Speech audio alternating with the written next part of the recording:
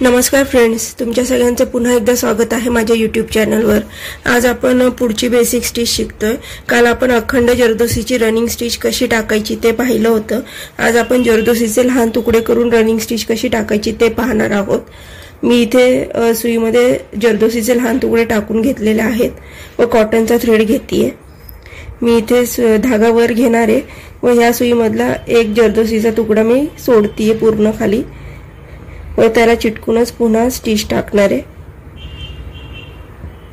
पुन्हा मी जरदोसीचा एक तुकडा दुसरा सोडतेय, पुन्हा मी स्टिच टाकणार आहे। ही जरदोसीची रनिंग स्टिच आहे। दुसऱ्या पद्धतीने कशी लावायची, जर तुम्हाला अखंड जरदोसीची लावता येत नसेल, प्रॅक्टिस होईपर्यंत ती लावता येत नाही अखंड, त्यावेळेला तुम्हाला हव्या तेवढ्या साईजचे तुकडे करून तुम्ही अशा प्रकारे लावली तरी चालते। जरुरी नाही की तुम्ही अखंडच लावली पाहिजे।